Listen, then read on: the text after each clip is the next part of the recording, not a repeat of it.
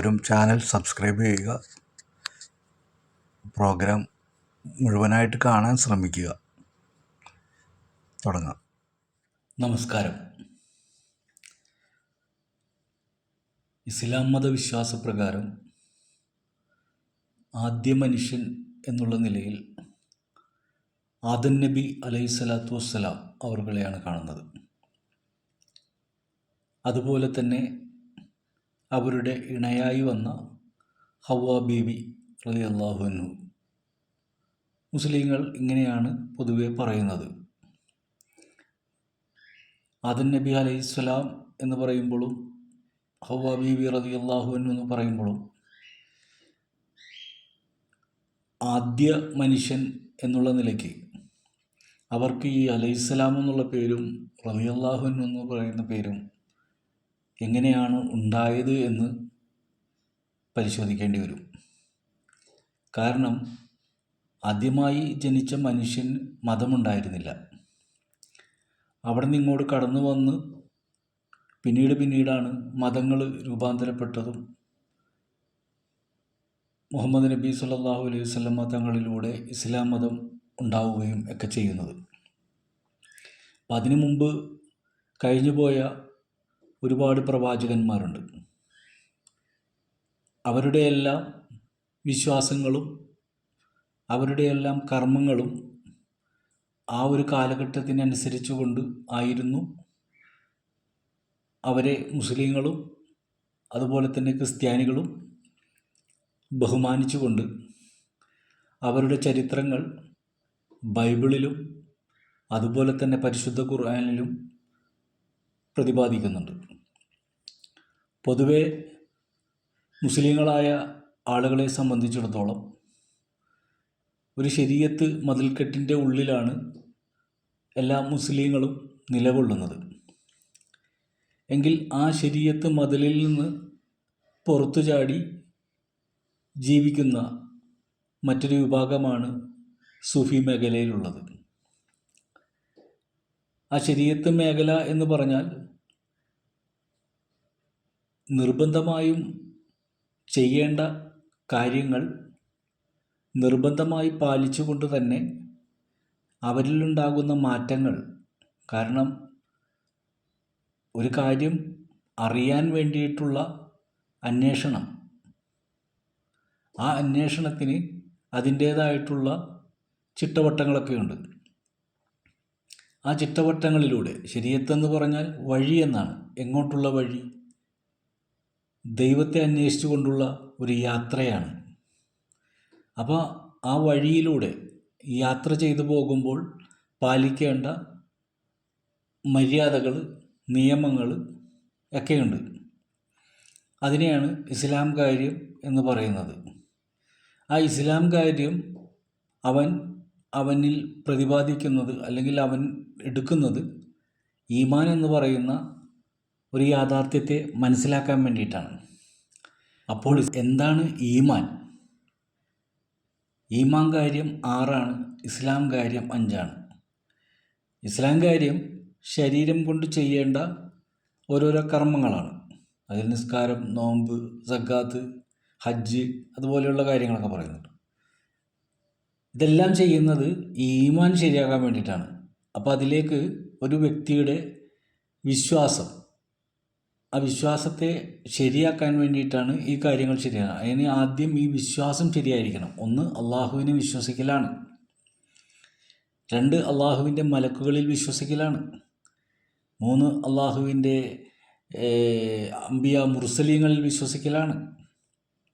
അതുപോലെ തന്നെ പരിശുദ്ധ ഗ്രന്ഥത്തിൽ വിശ്വസിക്കലാണ്. അവസാന കാലത്തിൽ വിശ്വസിക്കലാണ്. നന്മയും തിന്മയും അള്ളാഹുവിൽ നിന്ന് ആണെന്ന് വിശ്വസിക്കലാണ്. ഈ 6 കാര്യങ്ങൾ വിശ്വസിച്ചാലാണ് ഒരാൾ യഥാർത്ഥ മുസൽമാനാകുന്നത്. ഈ 6 കാര്യത്തിൽ 2 കാര്യങ്ങൾ മാത്രം എടുത്തവരാണ് ഇന്നത്തെ പുത്തൻ പ്രസ്ഥാനക്കാർ.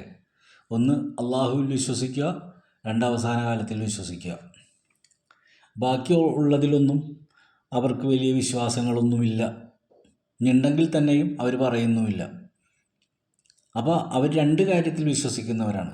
ഖുർആൻ അലിഫ് ലാം മീം ദാലിക്കൽ കിതാബ് ലാ റൈബ ഫീ ഹുദൽ ലിൽ മുത്തഖീൻ. സൂക്ഷ്മത പാലിക്കുന്നവർക്ക് നേർവഴി കാണിക്കുന്നു എന്ന് പറഞ്ഞു തുടങ്ങുന്ന ഗ്രന്ഥത്തിൻ്റെ അകത്ത് വളരെ വ്യക്തമായി കൊണ്ട് തന്നെ ആ വിഷയം പറയുന്നുണ്ട്. ആരാണ് യഥാർത്ഥ വിശ്വാസി? അതിൽ വളരെ വ്യക്തമായി കൊണ്ട് അൽ-ബഖറ സൂറത്തിൽ പറയുന്നു, മനുഷ്യരിൽ ചിലരുണ്ട്, അവർ പറയും അള്ളാഹുവിലും അന്ത്യദിനത്തിലും വിശ്വസിച്ചിരിക്കുന്നു എന്ന്, എങ്കിൽ അവൻ വിശ്വാസിയല്ല. ഇനി ഇവിടെയുള്ള ക്രിസ്ത്യൻ സമുദായവും അതുപോലെ തന്നെ ഹിന്ദു സഹോദരങ്ങളും അതുപോലെയുള്ള മുസ്ലിങ്ങളും ഒരു പരിശോധന നടത്തുക. അത് മുജാഹിദിൽ പെട്ടുപോയവരായാലും സുന്നികളിൽ പെട്ടുപോയവർ ഏതിൽപ്പെട്ടവരായാലും ഒന്ന് പരിശോധിക്കുക. നമ്മൾ ഖുർആനെ ഇങ്ങനെ പാടെ നിഷേധിക്കരുത്. മൊത്തത്തിൽ ഒന്ന് അറിയാൻ ശ്രമിച്ചിട്ട് അതിനെക്കുറിച്ചുള്ള നല്ലൊരു അറിവ്, ആരെങ്കിലും പറയുന്നത് കേട്ടിട്ട് കാര്യമില്ല, നമ്മൾ ഇതെടുത്തിട്ടൊന്ന് വായിച്ച് നോക്കണം. നമ്മൾക്കറിയാവുന്ന ഭാഷയിലൊക്കെ ഖുർആനുണ്ട്. അതേത് ഭാഷയിലായാലും നമുക്കത് അന്വേഷിച്ച് കണ്ടെത്താൻ പറ്റും. അപ്പോൾ മലയാളികൾക്ക് മലയാളത്തിലുണ്ട്. അപ്പോൾ അവരെ സംബന്ധിച്ചിടത്തോളം അതെടുത്തിട്ട് നല്ല ഒരു പരിശോധന നടക്കുക. അതിൽ പറയുന്നുണ്ട്, മനുഷ്യരിൽ ചിലരുണ്ട്, അവർ പറയും അള്ളാഹുവിലും അന്ത്യദിനത്തിലും വിശ്വസിച്ചിരിക്കുന്നു, എങ്കിൽ അവൻ വിശ്വാസിയല്ല. അപ്പോൾ രണ്ട് കാര്യം വിശ്വസിച്ചവൻ വിശ്വാസിയല്ല. ഈ രണ്ട് കാര്യം വിശ്വസിച്ചവനോട് പറയുകയാണ്, നിങ്ങൾ നാട്ടിൽ കുഴപ്പമുണ്ടാക്കരുത് എന്ന് പറഞ്ഞാൽ അവർ പറയും ഞങ്ങൾ സൽക്കർമ്മങ്ങളാണല്ലോ ചെയ്യുന്നതെന്ന്. ഇങ്ങനെ പറയുന്ന ആൾക്കാരാരാണ്?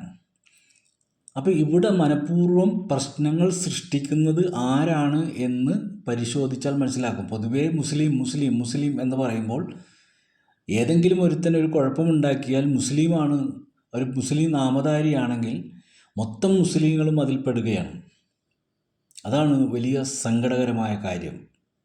അപ്പോൾ പരിശുദ്ധ ഖുർആനിൽ പറഞ്ഞിരിക്കുന്ന നാട്ടിൽ കുഴപ്പമുണ്ടാക്കുന്ന ആ ഒരു വിഭാഗം ആരാണ് എന്ന് ചോദിച്ചു കഴിഞ്ഞാൽ ഖുർആൻ പറയുന്നു അള്ളാഹുവിലും അന്ത്യദിനത്തിലും വിശ്വസിച്ചിരിക്കുന്നു എന്ന് പറയുന്ന ആളുകളാണ് ഏറ്റവും വലിയ കുഴപ്പക്കാരെന്ന് പരിശുദ്ധ ഖുർആനിൽ വളരെ വ്യക്തമായി പറയുന്നുണ്ട്.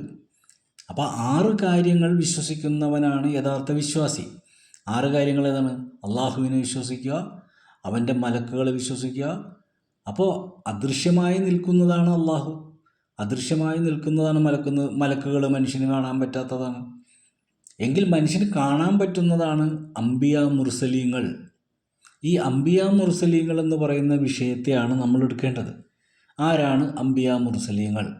അപ്പോൾ പ്രവാചക പാരമ്പര്യം തൊട്ട് ഇങ്ങോട്ട് കടന്നു വന്ന പ്രവാചകന്മാരെ അല്ലാഹു തആല തിരഞ്ഞെടുത്തതാണ്. മനുഷ്യരിൽ നിന്ന് ഞാൻ ഒരുത്തനെ തിരഞ്ഞെടുത്ത് നിങ്ങളിലേക്ക് അഴക്കും എന്ന് ഖുർആൻ പറയുന്നുണ്ട്. അപ്പോൾ തിരഞ്ഞെടുക്കപ്പെട്ടവരാണ് ആരൊക്കെ? ഈ പറയുന്ന പ്രവാചകൻ മുഹമ്മദ് മുസ്തഫ സല്ലല്ലാഹു അലൈഹി വസല്ലമ തങ്ങൾ വരെയുള്ള ഓരോ പ്രവാചകന്മാരും, അവരെയൊക്കെ തിരഞ്ഞെടുത്തതാണ്.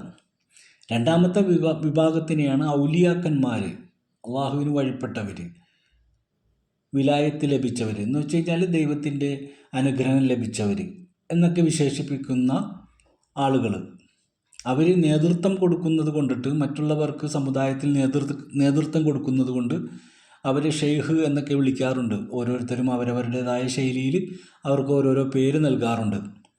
ഈ പേര് ഒരിക്കലും അവർ നൽകുന്നതല്ല, അവർക്ക് ഉണ്ടാക്കപ്പെടുന്നതാണ്. ഇപ്പോൾ ഒരുത്തൻ ഒരു വീട്ടിൽ കയറി കട്ട് കഴിഞ്ഞാൽ അയാളിടുന്ന പേരല്ല കള്ളന്, അത് നാട്ടുകാരിടുന്ന പേരാണ്. അങ്ങനെ ഓരോ കാര്യത്തിന് ഇറങ്ങുമ്പോഴും അതിനൊരു പേരുണ്ട്, ആ പേര് സമൂഹം കൊടുക്കുന്നതാണ്.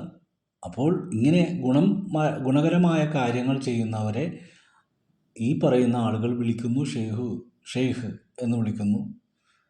അങ്ങനെ അവരെ അഭിസംബോധന ചെയ്യുന്നു. അപ്പോൾ ദൈവത്തിൻ്റെ അനുഗ്രഹം കിട്ടിയവരായതുകൊണ്ടിട്ട് അവരുടെ വാക്കുകളും സംസാരങ്ങളും പ്രവൃത്തികളൊക്കെ അനുഭവങ്ങളിലൂടെ തിരിച്ചറിയുന്നവർ അവർ അള്ളാഹുവിൻ്റെ വലിയാണെന്ന് പറയുന്നു, വലിയ അള്ളാഹുവിന് വഴിപ്പെട്ട് ജീവിക്കുന്നവരാണെന്ന് പറയുന്നു. അപ്പോൾ അവരുടെ എല്ലാം വ്യത്യസ്തമായ ജീവിത രീതികളാണ് പിന്നീടുള്ളത്. ആരും ഇപ്പോൾ ഈ കാലഘട്ടത്തിൽ ജീവിക്കുന്ന ഈ ഔലിയാക്കന്മാരെ കുറ്റം പറയുന്ന പരിഹസിക്കുന്ന ആളുകളൊന്നും ഈ ഔലിയാക്കന്മാരെ കണ്ടിട്ട് പോലുമില്ല, കേട്ടിട്ടേ ഉള്ളൂ. ഞാൻ കണ്ട ഒരാളാണ്, ഒരാളെയല്ല, അങ്ങനെ 6-7 പേരോളം ഞാൻ കണ്ടതുമാണ്. അവരുമായിട്ട് സഹവസിച്ചിട്ടുണ്ട്, അവരുടെ എല്ലാം ജീവിത രീതികൾ കണ്ടിട്ടുണ്ട്, അവരുടെ സംസാരങ്ങൾ കേട്ടിട്ടുണ്ട്, അവരിൽ നിന്നുണ്ടായ അനുഭവ കറാമത്തുകൾ അറിഞ്ഞവനാണ്. പക്ഷെ ഇതൊന്നും നമ്മൾ കൊട്ടിഘോഷിക്കുന്നില്ല. പക്ഷെ ഇന്ന് എന്ത് പറ്റിയെന്ന് ചോദിച്ചു കഴിഞ്ഞാൽ ഒരു വിഭാഗം പണ്ഡിതന്മാർ ഇന്ന് യൂട്യൂബിലൂടെ വന്നിട്ട് ഈ കറാമത്തുകളെ, അതായത് ബ്ലാക്ക് ആൻഡ് വൈറ്റ് ചിത്രത്തെ കളറാക്കാൻ ശ്രമിക്കുന്നു. അതാണ് ഇന്നിവിടെ നടന്നുകൊണ്ടിരിക്കുന്നത്.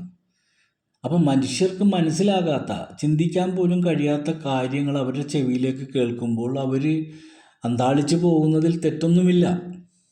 അപ്പോൾ ട്രെയിൻ പുറകോട്ട് പോയി, അതുപോലെ തന്നെ ട്രെയിൻ മുമ്പോട്ട് വന്നു, ട്രെയിൻ നിന്നുപോയി, അതുപോലെ തന്നെ വിമാനം ആകാശത്ത്, അങ്ങനെയൊക്കെ പലതരത്തിലുള്ള മനുഷ്യനിക്ക് ചിന്തിച്ചാൽ പോലും ഉത്തരം കിട്ടാത്ത രീതിയിലുള്ള കാര്യങ്ങൾ ഇവരുടെ മുമ്പിലേക്ക് വെച്ച് അലക്കുകയാണ് ഈ പണ്ഡിതന്മാർ ചെയ്യുന്ന പരിപാടി.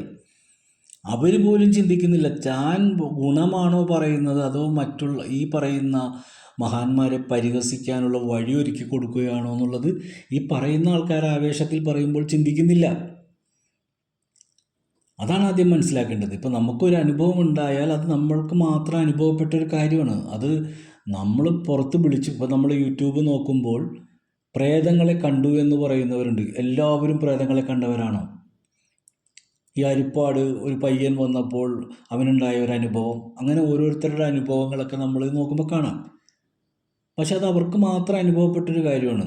ഇപ്പോൾ സുമതി വളവിനെ കുറിച്ച് പറയുന്നുണ്ട്, അതൊരു വിഭാഗം പറയുന്നുണ്ട് അത് വെറും തട്ടിപ്പാണ്, തോന്നലുകളാണെന്ന് പറയുമ്പോൾ വേറൊരു വിഭാഗം അയാൾക്ക് ശരിക്കും അനുഭവം ഉണ്ടായെന്ന് പറയുന്നു. കൊടൈക്കനാലിൽ ഇതുപോലെ തന്നെ ഒരു സ്ഥലമുണ്ട്, 5 മണി കഴിഞ്ഞാൽ ആ വഴി സഞ്ചരിക്കാൻ പറ്റില്ല. അവിടെ രാത്രി ആയിക്കഴിഞ്ഞാൽ ആ സായിപ്പിൻ്റെ കോട്ടയിൽ നിന്നിട്ട് ചിരിയും മട്ടഹാസവും കേൾക്കുന്നു എന്ന് പറയുന്നു. അപ്പോൾ കേട്ടവരുമുണ്ട്, എന്നാൽ ഇത് കേട്ടുകൊണ്ട് അങ്ങനെയൊന്നുമില്ല, അതൊക്കെ വെറും തോന്നലുകളാണെന്ന് പറയുന്നവരൊക്കെ ഉണ്ട്. അപ്പോൾ എന്ന് പറഞ്ഞ പോലെ അനുഭവിക്കുന്ന ഒരാൾക്ക് മാത്രമേ അതിൻ്റെ യാഥാർത്ഥ്യം മനസ്സിലാക്കാൻ പറ്റുള്ളൂ. അത് പോയിട്ട് മറ്റുള്ളവരോട് പറഞ്ഞാൽ, പേഴാൻ ആകാശത്ത് പോയി അള്ളാഹുവിനെ കണ്ട് നിസ്കാരവുമായി താഴേക്ക് വരുന്ന പ്രവാചകൻ പോലും അവിടെ സ്തംഭിച്ചു പോയി എന്നുള്ളൊരു ചരിത്രം നമ്മൾ കേൾക്കുന്നുണ്ട്. ഞാൻ ഈ സത്യങ്ങൾ ആരോട് പറയും?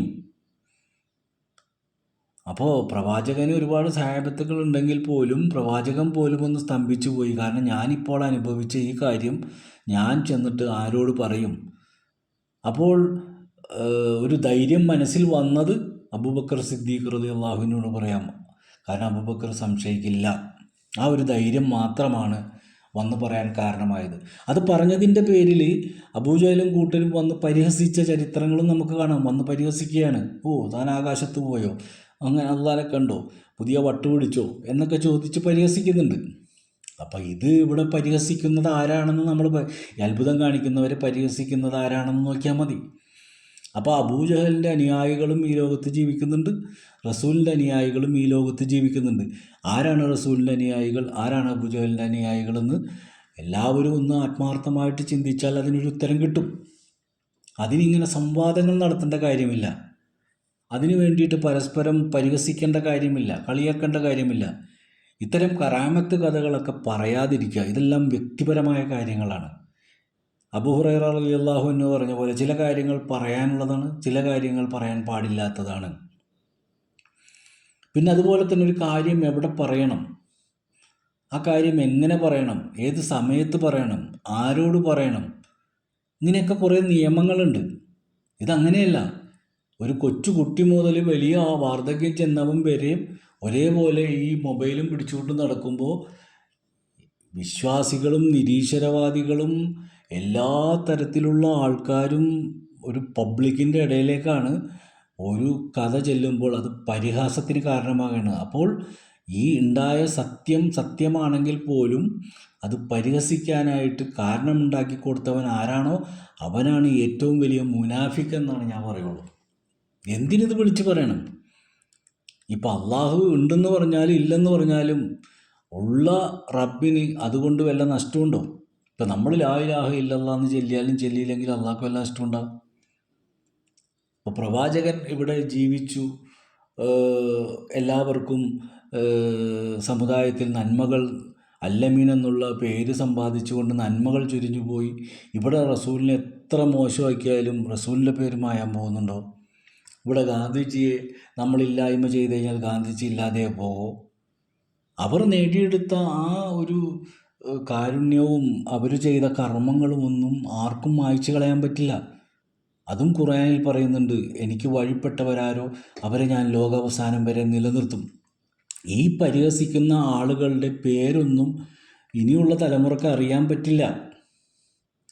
പക്ഷേ മുഹമ്മദ് റസൂലുള്ളാഹി സ്വല്ലല്ലാഹു അലൈഹി വസല്ലമ തങ്ങളെന്നുള്ള പേര് ഈ പരിഹാസികളെല്ലാം മൺമറഞ്ഞു പോയാലും ആ പേര് വരും തലമുറക്ക് പരിഹസിക്കാനും വരും തലമുറക്ക് അനുഗ്രഹമായിക്കൊണ്ടും ആ പേര് നിലകൊള്ളും. വൽക്കദ്രി ഹൈറിഹി വശർറിഹി മിനല്ലാഹി തആല. അപ്പോൾ നല്ലതും ചീത്തയായിട്ട് ഈ ലോകം പോകും. അപ്പോൾ ചീത്തയിൽ പെടേണ്ടവൻ ചീത്തയിലും പെടും, നല്ലതിൽ പെടേണ്ടവൻ നല്ലതിലും പെടും. അപ്പോൾ ചീത്തയായി കിടക്കുന്നവനെ പിടിച്ച് നമ്മൾ ബലം പിടിച്ച് നന്നാക്കാൻ നോക്കേണ്ട കാര്യമൊന്നുമില്ല. അവിടെയും പറഞ്ഞിട്ടുണ്ടല്ലയോ നബിയെ, പറയുക അത്രയേ ഉള്ളൂ. ഈ അള്ളാഹുവിനെ മാത്രം വിശ്വസിക്കുള്ളൂ എന്ന് പറഞ്ഞ ഒരാളുണ്ട്. ആ ആളെയാണ് ഇന്ന് ലയനത്താക്കപ്പെട്ടവൻ എന്ന് വിളിക്കുന്നത്, ഇബ്ലീസ് എന്ന് വിളിക്കുന്നത്. ആദം നബിക്ക് സുജൂദ് ചെയ്യാൻ പറഞ്ഞപ്പോൾ ആദം നബിക്ക് സുജൂദ് ചെയ്യില്ല, ഞാൻ അള്ളാഹ്ക്ക് മാത്രമേ സുജൂദ് ചെയ്യുള്ളൂ എന്ന് വാശി പിടിച്ച ആളാണ് ആര്? ഈ ജിന്ന്. ആ ജിന്നിനെയാണ് ലയനത്താക്കപ്പെട്ടവൻ, ഇബ്ലീസാക്കി പുറന്തള്ളിയത്. അപ്പോൾ അള്ളാഹ് മാത്രം ഉള്ളൂ എന്ന് പറയുന്ന ഒരവസ്ഥയെ നമുക്ക് എങ്ങനെ കാണാൻ പറ്റും? അങ്ങനെ പറഞ്ഞൊരാളുടെ പേര് ഇബ്ലീസ് എന്നാണ്. അപ്പം കേൾക്കുന്നവരും ഇതറിയുന്നവരും ഒക്കെ മൊത്തത്തിൽ കൺഫ്യൂഷനായി പോണേണ്. ഏതാണിപ്പോൾ ശരി? ഇപ്പോൾ ഇസ്ലാമിൽ തന്നെ കുറേ വിഭാഗങ്ങളുണ്ട്. സുന്നികൾ പറയുന്നത് ഞങ്ങളാണ് ശരി. സുന്നികളിൽ തന്നെ ഒരുപാടുണ്ട്. AP സുന്നിയുണ്ട്, EK സുന്നിയുണ്ട്, ലീഗ് സുന്നിയുണ്ട് എന്ന് വേണ്ട കുറേ സുന്നികളുണ്ട്. മുജാഹിദ്, ജമാഅത്ത് ഇസ്ലാമി, ഖാദിയാനി, തബ്ലീഗ് എന്ന് വേണ്ട അതുപോലെ ഉണ്ട് കുറേ. ഞാൻ ചോദിക്കുന്നതാണ്, എല്ലാവരും പറയണത് ഞങ്ങളാണ് ശരി എന്ന്. ഇപ്പോഴത്തെ ഇലക്ഷൻ വരുന്ന സമയത്ത് ഒരു വിഭാഗം പറയുന്നു ഇന്ത്യ മുന്നണി ജയിക്കും, ഒരു വിഭാഗം പറഞ്ഞു BJP ജയിക്കും, ഒരു വിഭാഗം പറഞ്ഞു LDF ജയിക്കും. എല്ലാവരും ഇത് തന്നെ പറഞ്ഞുകൊണ്ടിരിക്കണം. അവരവരുടെ കാര്യം വലുതാണ്, അവരത് തന്നെ പറഞ്ഞുകൊണ്ടിരിക്കും. എന്നതുപോലെ ഇതിങ്ങനെ തുടർന്നുകൊണ്ടേയിരിക്കും. ഇൻഷാ അല്ലാഹ് ബാക്കി നാളെ സംസാരിക്കാം.